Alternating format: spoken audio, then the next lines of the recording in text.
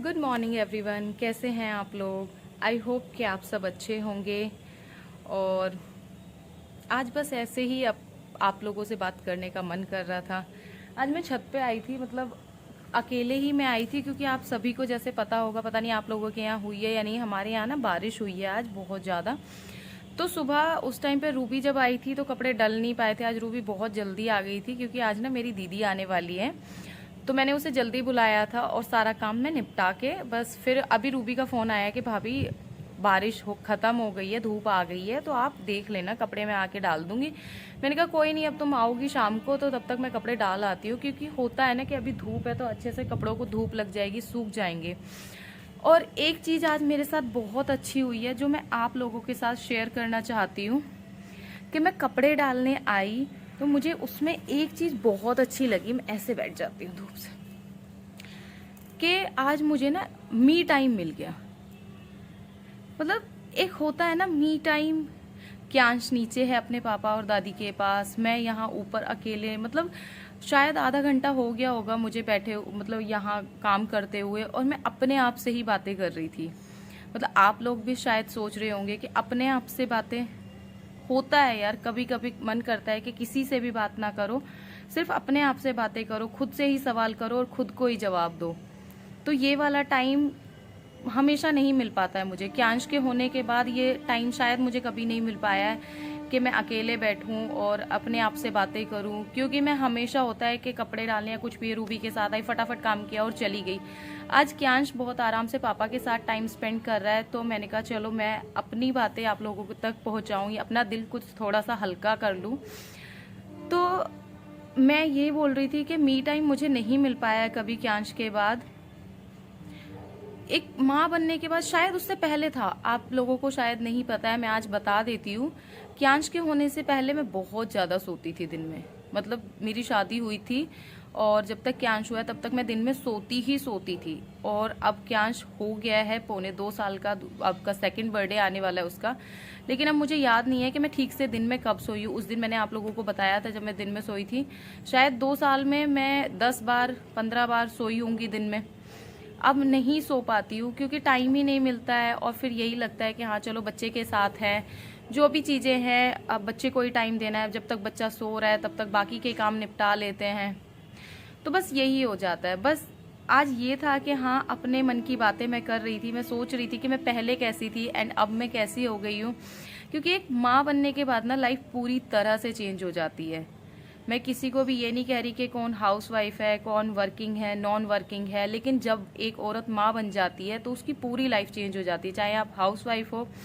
और शायद माँ बनने के बाद ही मुझे समझ में आया कि मुझे कुछ करना चाहिए। मेरा यूट्यूब पे आने का मेन रीज़न ही था क्यांश, क्योंकि मैं ये नहीं चाहती थी कि मेरा बच्चा बड़ा हो एंड उसे बड़ा हो के ये फील हो कि हाँ मैं एक हाउसवाइफ हूँ। वो किसी से इंट्रोड्यूस कराने में उसे शर्म आए कि हाँ, मैं ये किसी को नहीं कह रही हूँ, मैं किसी को जज नहीं कर रही हूँ कि लोग हाउसवाइफ को क्या बोलते हैं या हाउसवाइफ के इंसल्ट करते हैं। लेकिन आज भी कहीं ना कहीं हम लोगों के माइंड में यही होता है कि हाउसवाइफ को इंट्रोड्यूस कराने से पहले अगर आप वर्किंग हैं तो उन्हें इंट्रोड्यूस कराने में या उनका नाम लेने में आप ज़्यादा, मतलब एक होता है ना, कॉन्फिडेंट फील करते हो।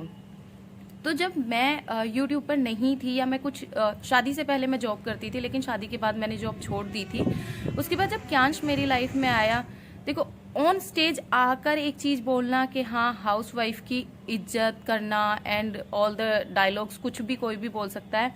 लेकिन अगर आपकी वाइफ सीए है, आपकी वाइफ मैनेजर है, आपकी वाइफ एडवोकेट है, आपकी वाइफ वट एवर करती है, वर्किंग है, तो आप उसे पहले बोलोगे कि my wife is doing this और दैट, और मतलब जो भी करती है। एंड अगर आपकी वाइफ हाउस वाइफ है तो आप उतना अच्छे से नहीं बोल पाते हाँ हाउस वाइफ है। क्यों? आप ये भी तो बोल सकते हो ना कि आपकी वाइफ हाउस वाइफ है। हाँ वो हाउस वाइफ है, वो पूरा घर संभालती है, वो बच्चा संभालती है, वो मुझे संभालती है। अगर वो ना हो लाइफ में मेरी तो शायद मेरी लाइफ अधूरी है, क्योंकि वो पूरे घर को मैनेज करती है, मेरी सारी चीज़ों का ख्याल रखती है, मेरे बच्चे के चीज़ों का ख्याल रखती है। तो हमें इस तरीके से भी तो हम इंट्रोड्यूस करा सकते हैं ना अपनी हाउसवाइफ को, या अपनी हाउसवाइफ जो मदर्स होती है उनको, या आपकी सिस्टर, कोई भी है, मैं किसी का भी एक नाम नहीं ले रही हूँ, जो भी हाउसवाइफ है हमें उनकी इज्जत करनी चाहिए। और मुझे ये था कि कल को मेरे बच्चा ये ना फील करे कि हाँ मेरी मदर, मुझे ये नहीं है कि मेरी अर्निंग हो यूट्यूब से, मुझे ये है कि मेरा एक फेम हो, मेरा एक नाम हो, जो मेरा बच्चा बड़ा हो तब बोले, जैसे सबके मतलब बच्चे होते हैं और अपने पेरेंट्स को प्राउडली बोलते हैं ना कि मेरी मम्मी ये करती है। तो मैं उस मोमेंट के लिए आज से तैयारी कर रही हूँ कि जब मेरा बच्चा बड़ा हो तो वो प्राउडली कह सके कि माई मदर इज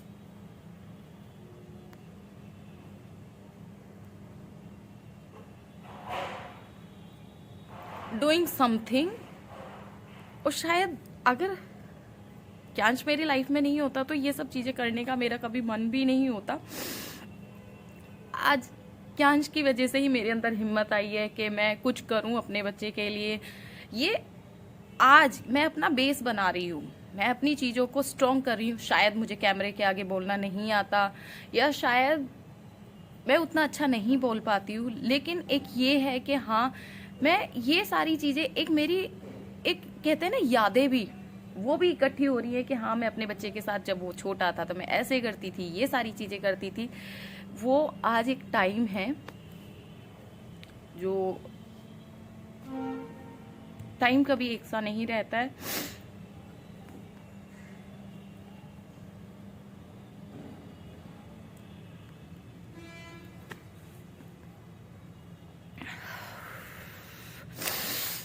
मेरा किसी को भी इमोशनली या किसी भी तरीके से हर्ट करने का, या मतलब ऐसा नहीं है कि मुझे एक इमोशनल वीडियो बनानी है, मैं एक मैसेज सबको देना चाहती थी। एंड बस आज मैं अपना मन हल्का करना चाह रही थी, सिर्फ यही रीज़न था कि मैं अपने आप से बातें करते करते मेरा मन किया कि मैं आप लोगों से भी बातें करूं, आप लोगों तक भी अपने मन की बात पहुंचाऊं। तो ये इमोशनल बातें तो होती रहेंगी, ये कभी ख़त्म नहीं होती है। नीचे कड़ी बनने के लिए रख के आई थे अभी फ्रेग्रेंस, मतलब है होती है ना, एक खुशबू आ रही है कड़ी की, तो फिर मुझे लगा कि चलो वो भी देख लेते हैं। एंड बातें बहुत सारी है, बहुत सारी, जो मैं आपको फिर से कभी बताऊंगी।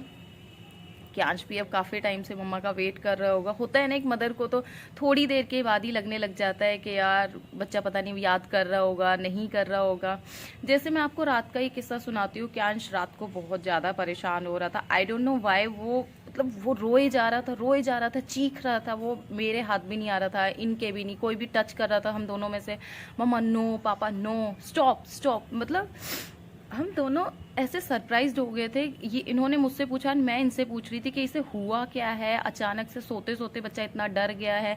सारी चीज़ें करके देख ली एंड आई वॉज लाइक कि मुझे था कि यार पापा सो रहे हैं क्यांश, हम लोग तो थोड़ा बहुत फिर भी आराम कर लेते हैं, हम घर पे होते हैं, पापा पूरा दिन काम करते हैं, उन्हें थोड़ा सा रेस्ट मिल जाए, उनकी नींद डिस्टर्ब हो रही है। एंड वो मुझे बोल रहे थे कि मम्मा पूरे दिन तेरे साथ लगी रहती है, तो थोड़ा सा तू शांत हो जा, मम्मा की तरफ देख, हम दोनों तेरे साथ हैं। हम दोनों उसे काम करने की कोशिश कर रहे थे, लेकिन वो बच्चा, उसको अभी इतनी चीज़ें नहीं समझ में आती है। एंड वो सुबह 4 बजे उसके बाद सोया है। एंड लिटरली वो पता नहीं क्यों डर डर के उठ रहा था। मैं फिर बैठी रही उसके पास। क्यांश के पापा ने मुझे बोला कि तू आराम से टेक लगा के बैठ जा। मुझे ये था कि मैं हिलूंगी तो वो उठ जाएगा। तो वो उन चीज़ों को समझते हैं। मुझे ये चीज़ बहुत अच्छी लगती है कि वो मेरे चीज़ों की परवाह करते हैं, मेरा इतना ध्यान रखते हैं, मेरी इतनी केयर करते हैं कि हाँ मैं उन्हें मेरे एफर्ट्स दिखते हैं।